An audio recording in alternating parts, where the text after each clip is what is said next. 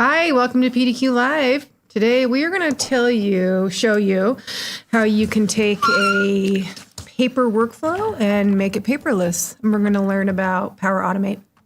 I love it. I know. Right? Especially if you've never dove into the world of Power Automate. This is going to be really cool. Yeah.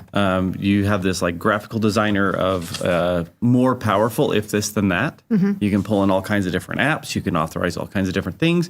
If you can think it, you can pretty much do it. Yeah. So we've done a little bit with Power Automate in prior webcasts, but this one's going to be a little more complicated. We're going to add some more connectors. And today we're going to show some for an employee review process. So say maybe you have a payroll system that has a skeleton for doing employee reviews, but maybe it's not perfect for you. Maybe you want to tweak it a little bit, customize it, or you don't have an employee review system at all and you want to make one. Yeah. But remember, you could do this for any kind of workflow that is paper heavy that you just want to automate. Yeah. So we're going to give you an idea and you can tweak it. Yeah. Love it. So Don, this is Don. This is my previous boss. And he had made one in his tenant that he showed me. And I was like, oh, I love that. We need to show that. Yeah. So he has it created in his tenant and he's going to show us the flow. And then we built our own little pretend tenant. And then we're going to kind of work it out and show what we've done there. Yeah. And just as kind of a reminder, like we're going to show some things you can do with free licensing. And, well, free. Yeah. In Power Automate, but there's also some features that require premium licensing in Power Automate. There's like that one of those Microsoft things where that licensing line is very, very fuzzy, and it's actually kind of tricky to navigate. So, does anyone understand Microsoft licensing? You know, when you can have like an entire certification path in licensing a product, you've done something wrong. Yeah, that's Not true. even the vendors understand the licensing. No. Yeah, exactly. So, right. All right. All right. So, let's dive in. Where are we starting? So, and we had logged into my tenant, but it's kind of being funky right now. So I'm just going to start in the demo tenant where we created stuff. And let's just expand that. There we go. You'll get Really the quick, idea. I'm just going to tell them we are doing an E3 license is where we're starting. Okay. And we added the Power Automate free. So that's the one we're working with. So we're Microsoft 365 Yes. E3 Power Automate free add-on. Yes. Right. Cool. And so where I started when HR came to me and said, "Hey, we got this paper process, this paper workflow. We want to make it." They first said, "Oh, let's make it a fillable PDF form," which kind of more people understand. But I said, "Well, let's take it the next step further." And so I was looking for ways to use without spending money, because of course you got to go through an approval process to get all that done. So ways to do it without spending money and get it done. So we looked at Power Automate. And as you can see in Power Automate, there's tons of templates. And so you can kind of come up here to search. And I said, hey, I want to get some input from Microsoft Forms. So we'll just put in Forms. And I'm going to store that to SharePoint and just do a search. And you can see it starts coming up with, hey, there's form processing to email and SharePoint, record form responses in SharePoint. So I started looking at this stuff and chose that one. So we're going to switch over here to the actual flow that I created. So the first step in this whole process was creating a form. So I came into Microsoft Forms and created a basic form. And I don't know if you've not had experience now it's going to. Oh, look at that. We signed out. That's our new one. I think we're good. So anyway, so you can go in and you create a form. You can have different elements to it. So I just put in some ratings, some notes for the different processes or different questions that we're going to be asked. In this flow, I have a draft version and a final version, so they can. What the requirement was, they wanted to be able to create the flow or create the form and then review it with the employee, then come in and do a final version. So we created both. So I go into settings, have it collect the responses. One of the key things is to make sure that the users can save the responses. Sure. And they can edit them later. Oh, because that's that draft final workflow. Right. Yeah, because if they can't edit it, then they're going to have to fill out a complete new form, and it'll do things different. Okay, so we created our form, and then we've created our flow. So there's a trigger in your flow. Triggers or flows always start with something that kicks it off, a trigger. And so in this case, it's when a new response is submitted to a Microsoft form. And one of the nice things about Flow is it lets you pick things. So I didn't have to know any kind of code to say, oh, here's the pathway and the URL and all that kind of stuff. It just knows that, hey, in your tenant, you've got these particular forms. Well, there's a test form out there. And so you just pick your form. Then in your subsequent responses, you can use the data gathered in there to fill out, like this one's asking me for the response ID. Well, I can come in here and dynamically I can choose, oh, here's my response ID to that form. And each step as you go along the way lets you add more, pick more content that you receive. I saw another type response. What was the other type response in there, Don? So the other thing that you can do is if you are more of a programmer and you need to manipulate data, you can go in and you can do formulas. So in my example that I can't show you because it logged me out and I don't want to take the time to log in, but in our form, we had some of the results that were weighted. So like if I rate you as a 4, it's weighted as a 1.2. So I've got to multiply that 4 times 1.2 to get the score. And because the form data is in a string format, and can't do math on strings. I can't do math on strings, so I had to go in and choose a formula that would convert that to an integer. Got it. And so in this particular form, we're not weighting any of those things, so we don't need to do that. But so then I get my responses from that form. We go in, and I decided that I wanted to put it in a SharePoint list. That way, HR could track the responses that were coming in, and they could go in and do some sorting and filtering. Hey, how many, what people from this manager have responded, Okay. So they can track their workflow instead of just waiting for this bottoms-up report. Like, for example, when the deadline has come, they can go in and say, hey, Tara has 5 employees, but she's only done 4 reviews. And so they can send her that nasty, nagging email. That would never happen. I can't believe you just said that. Well, yeah, because you would do all 5 the day that it was released. That's true. So, yeah, there's never any deadline. So anyway, so we gather the information. We put it in a SharePoint list. So in our situation here, we created a SharePoint site. Yep. Andrew, look at the name of the SharePoint site. Do you see it, Andrew? Look how cute it is. Glorious. I know. Very proud. I know, right? And so in here, we've got a SharePoint list that we created, and it goes through and it gathers all the responses with the timestamp of when it was submitted. And there's all the responses to the questions. So this is like that rolled up reporting. So there's like 3 main components of this thing. I've got like an HR administrator who wants to see all of these responses coming in. And track them. Yeah, and track them. I've got a manager who's going to fill out a form. Yeah. Now, and that form is going to kick off all of this automated workflow. And then there's the employee that's going to receive it at the end, right? Right. Okay, so we've shown the manager completing the form, HR getting these responses. What happens next? So one of the things that in the flow that we did to get the responses into a form that we could deliver to the manager and the employee is we composed HTML. So I know HTML, so I was able to use the compose statement and basically create the formatting and insert the answers. So each of these ones where you see a field 8, field 9, those are the responses to the questionnaire, the form. And so we compose the HTML, we create the HTML file, then we convert the HTML to PDF. One thing I'll point out is there's a bunch of different connectors that will do this, but in this case, the free one is using your OneDrive.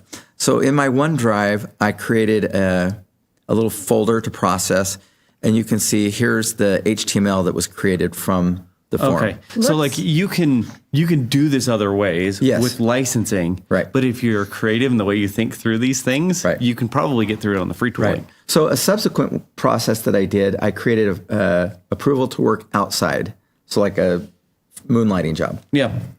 And in that one, they had an already formatted Word document, and I just needed little segments filled in. So rather than code that all out in HTML, I figured, okay, well, there's a Microsoft Word connector with a Microsoft template.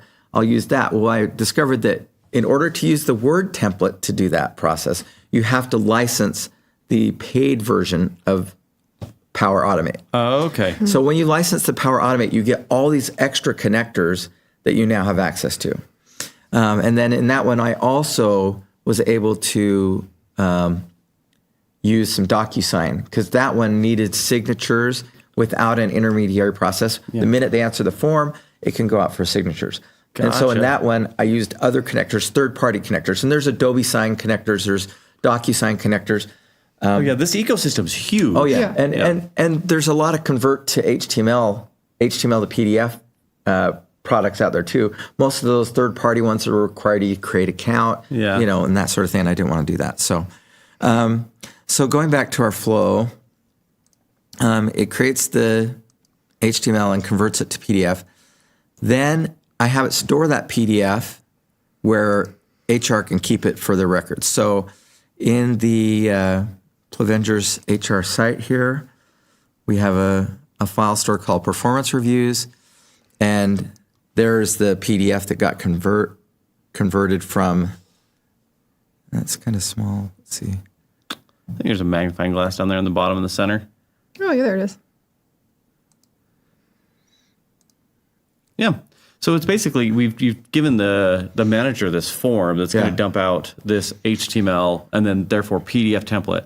So you can get as fancy with this Right. as you want. Like it's HTML, throw a logo on here, do whatever you want to do. Yeah. The more, if you know CSS, Yeah. and you know all make it those pretty. all those fun HTML coding. So if you're an HTML guy, you're going to go crazy with this. You're going to have it formatted so it looks really super professional. I just needed something quick and easy. Yep. The other thing in the flow that the last step in this flow is it takes that PDF now and emails it to the manager. So the manager now has an email with that PDF that they can send to the employee and say, hey, here's my performance review of you. Let's meet on Tuesday. We'll go over it. And then they can go back and create the final version and go through that. A couple of things I'll mention that I discovered in my process of creating the flow that might help you is you see the Copilot on the right side. That's Microsoft's AI. Yep. I had very results? mixed results because what happens is if you ask it a question, it will try and create all the steps for you, and then it says, do you want to insert these? And if you insert them, it can break things that you've already programmed. Sure. So like if I had like my custom things that would create integers and do the multiplications, it broke that because it doesn't know about those things. So I guess if you're really good at asking AI questions, then you can probably get around that. So it's probably good, like Copilot in the framework, right? Of like, I want to do this thing, put the like initial steps in here for me.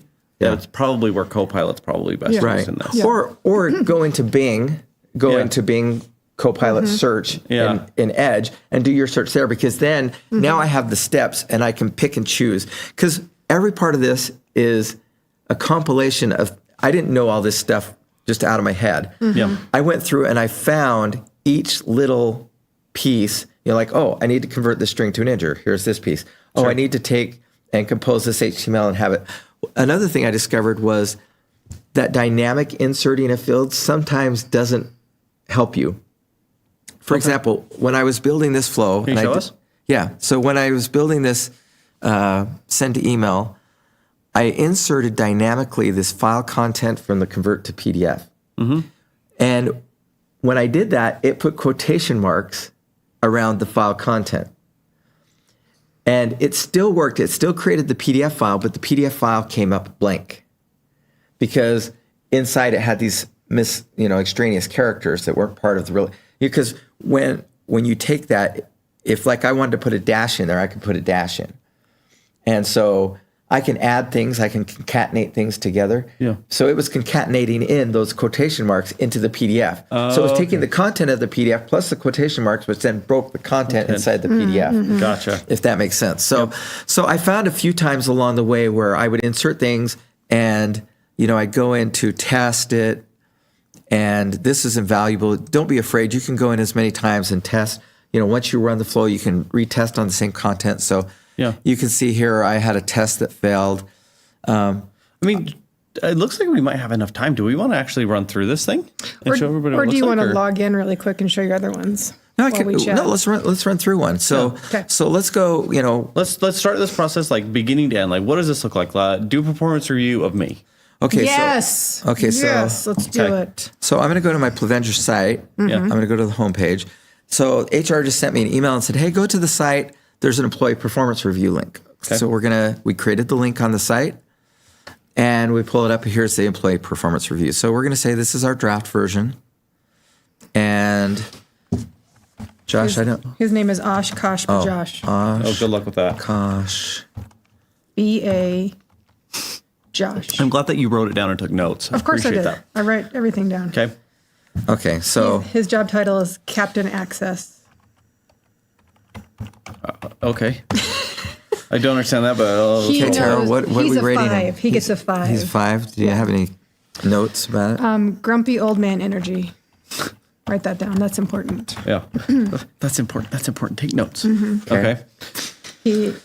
His communication excellent. Teamwork excellent. Sidekick. No, he doesn't really know. He doesn't like sidekicks. No. He's a solo. Very good. Very good. Collaboration. He screams, "Get off my lawn!" a lot. Screams, "Get off my lawn!" I don't with have his fist I don't in the have air. a lawn. But you would if you had a lawn. You'd scream that. Like, well, I do have a lawn, but He's very dependable. oh, great. He does not like iced coffee. We found out today. So put that. Iced down. coffee's No fine. Cold iced brew. coffee. It's the cold brew. Jake missed Oh, it. okay. No Yeah, cold brew. it's okay, though. Okay. Overall rating 5. Still a 5. Still a 5. He's a keeper. Man, I better get a raise based off this He's a performance keeper. review. Yeah, he's a keeper. Right. Okay. So his Employee goal, what's his goals. goal? Be less of an old man. Fountain youth. Yeah. Perfect, right? You think that's good? Does he need more goals? Gotta catch. Oh, yep. There we go. All right. Yep. We've come full circle. She doesn't understand what that means. That's okay. but We've come full I don't know circle. what If that you've been here means. the whole time, it's fine. You Okay, need I don't to. know what that means either. Okay. It's a Pokemon thing. Okay. Yep. Okay, so, and then again, we want to save the response so we can go back in later. And I customized it and said, please make sure to check the save button to allow you to edit your response for the final version. So Okay. we're going to save it. Now, if I come back in later, I have this filled form that I can go back in and edit later. Okay. Gotcha. Okay. But then there's now a copy of these on the Plevenger's HR site, right? Yeah, there's a copy of every time they do a submission. It stores it in. So like if we go in, now my flow's run. If we want to go into the Plevenger site right here, I can go into the responses. And Hey, the look last one there should be Oshkosh Bagosh. Captain Access. Oh, look Grumpy at me. old man energy. Yes. Yes. We did it. And so you Okay. can see all the content there. Then if we go to the document library, we can see that there's a PDF here. And there's the PDF of it. Oh. And then if we go to, let's just take it full circle here, go to the Outlook for this account. Ooh, does it sends it on your behalf, right? Yeah, so it'll send an email. So there's two things. So here's I have it sending me every time somebody does this response because I coded it, I want to know. Yeah. So it sends it to me, but here's what it would send to the person who submitted the form. Hey, thanks for doing the performance review. Here's your copy to send to the employee for the review. So we pull that up and there's the same form. That's really cool. So, and like I said, I did another one of these where it did a Word document. And once it's done, it sends it off for the signatures. And when all the signatures, goes in order. Yeah. So it gets the supervisor, the director, the HR department signature, and then it stores it and does all that. So you can do, about anything you can imagine, you can do. And the final thing I'll say is, in the reprocessing from the draft to the formal, there's only a trigger for when you submit a new response to a form. Okay, so if you haven't changed anything. If I'm modifying, it's not a new submission. Okay. And so, it's a... Yeah, you have to pay attention there. Right. On your triggers And to kick off workflows. And so in order to create that, what I did in my system is I created a timed reprocessing. Mm-hmm. So every 30 minutes, I have it run a reprocessing, and it actually goes in using some of the code from the stored responses. Yep. It's a get statement, and it pulls in and it says, okay, I'm going to build a Excel file off the responses. So build a separate Excel file with a field that's called modified.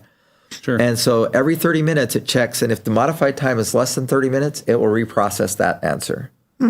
Gotcha. And so that was the way I got around Microsoft not having a trigger for when a form is modified, you know? Yeah. Okay. That makes sense. So there isn't a modify trigger, but you just set a time delay trigger looking for changes. And in the process of doing that, again, you just go out and Google some of the things that you want to do, because all of this was pulled in from me Googling, well, this is kind of what I'm doing, but kind of not. And then you could piece all the pieces together. The big benefit of Power Automate in my mind is the fact that it's low code. You know, I started out my computer experience as I learned to program in COBOL and Fortran and assembly. You know, that's how old I am.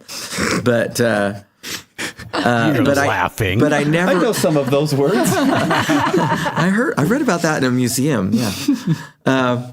But I've never programmed, you know, because I just didn't. It wasn't what I enjoyed doing. But this is accessible enough, I think, to anybody, because it's just a lot of point and click. It's very visual. A lot of the formulas have ways to, you know, manipulate them in ways that you don't have to know a lot of coding. Can we add on some of the other connectors just to give an example of how easy it is to add to our flow? So let's see here. Oh man, we're dying in the in tabs here. And then I also want to say it's really easy to do a flow chart and then troubleshoot your errors should you run into any issues. Because we did have some. Yeah, let's. I think that's better to talk about than the connectors, because connectors, you know, that's just adding steps, right? Yeah.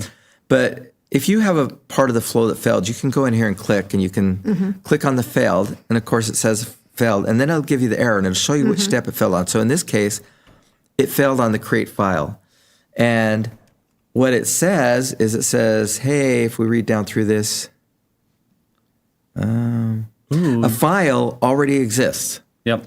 And so it saw the file existed. And now I could go in and probably change that so that it will overwrite the file regardless whether it finds the file. In this case, I just deleted the file because you're not gonna run into the situation very often because it's a timing thing.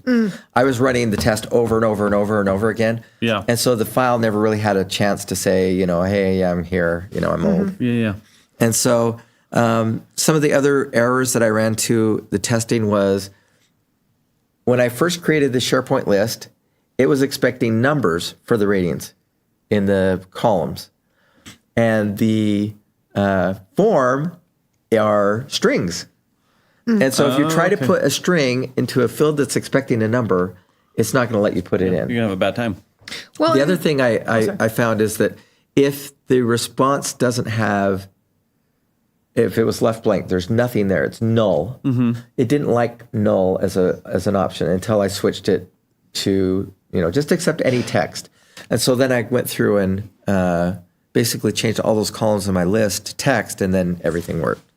So you know, you can run it as many times as you want. You could put pauses in there. So like when I was doing my DocuSign one, I didn't want to send out DocuSign packets every time I did a test. So I created a pause before I got to the DocuSign stuff, so I could see any errors I had before it got to the DocuSign stuff. Yeah. So there's pauses, there's delays. You know, if you have a process that, you know, needs to, you know, it's running processing, you know, it's going to take 2 minutes to process that part of the task. You could put in a 2-minute delay, and then it'll run the rest of the code. so it doesn't fail. Yeah, I've used these with with approvals, right? Where it'll fire an approval, your flow will go into a suspended state until someone clicks in approve. And I think the default there is like a Teams message or email. But there's ways to get around that and do those types of things. So you can, you know, add the logic here. So one question that I think people are probably thinking, I was thinking this, you're saving it to your OneDrive. Is there a way to just save it to SharePoint innately? Well, there is a question related to this. So let's see if we can. Okay.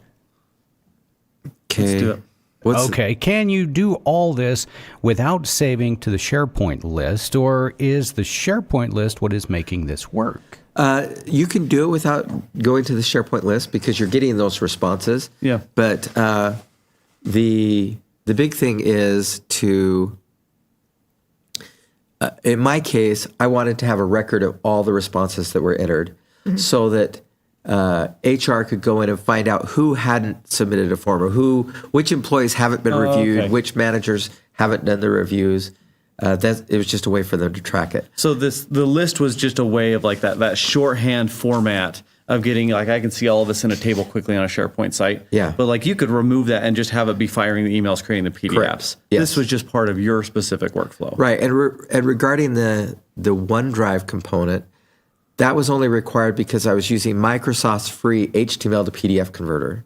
Oh, okay. Yep. You know, if I were to go back and do this form again, now that I've licensed Power Automate, I would just simply have a Word template.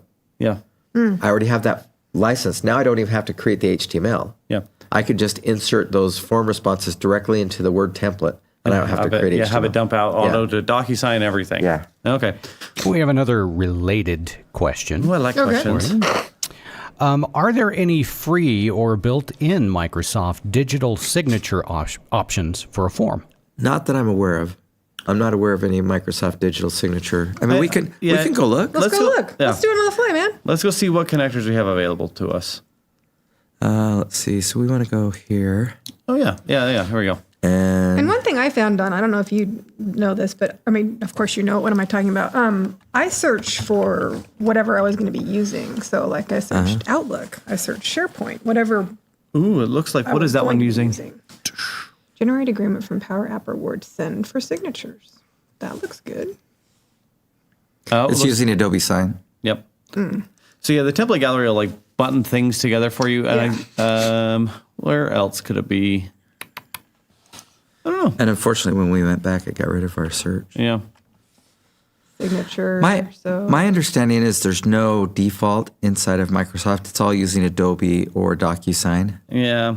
Oh yeah, there's a DocuSign one there. If like we DocuSign, in the current company I work for, we use a third party. eSign. Yeah. So that's Premium. another third party. Yep. So I mean, if you have a third party that's not on a connector, I'm assuming that there's ways to do it.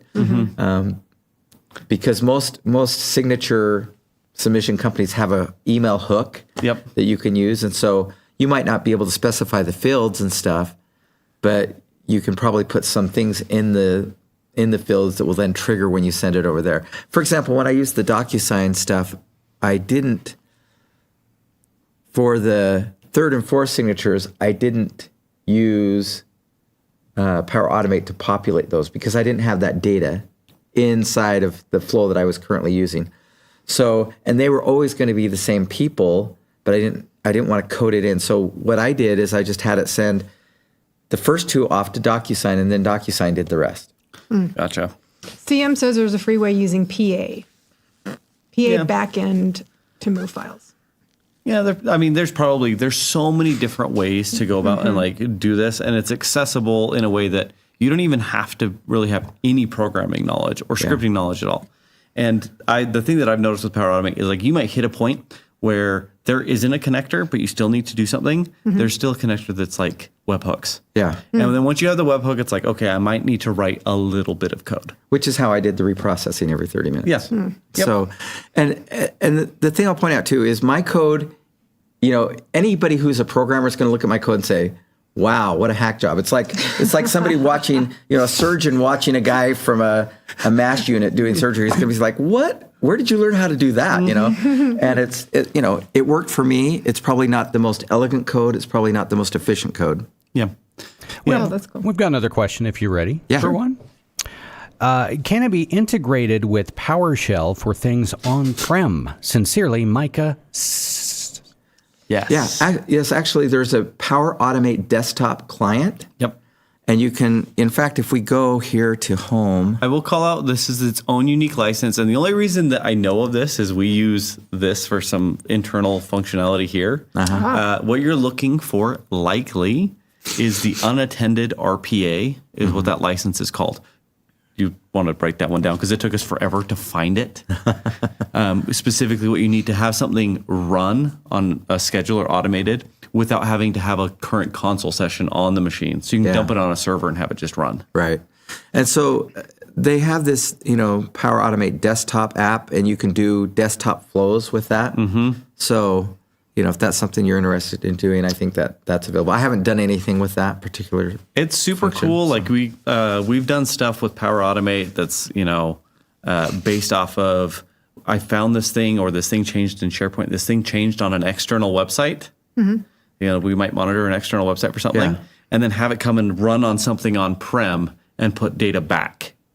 So you can do all kinds of fun things there. One thing we did at my previous employment is they wanted to monitor a Twitter thing. And so we put in the Twitter link and it would pull in the Twitter stuff and output it to a list. So, there's connectors for Twitter, there's connectors for all that stuff. There is, and it's so accessible. I mean, if you have someone in your organization that is a little more tech savvy, you can even give them this and say, hey, look, I know you have a lot of manual work in your job. Why don't you go poke around in here and try and figure out what you can do, because it is free and it's with those E3 licenses. Okay. Do we have any other questions? I don't think so. No more questions. Well, this was a lot of fun. Power Automate's one of those really, really cool tools for PDQ. I'm Josh. I'm Tara. Thanks. And that's Dawn. Hey, thanks for joining our webcast today. Congratulations to WTIT, Matt H., and even Micah S. You're all winners of PDQ swag. Send us your info to webcast@pdq.com. Now, if you enjoyed today's webcast, like and subscribe to our YouTube channel, and please join us on Discord. Have a fantastic week, and we'll see you back here next time.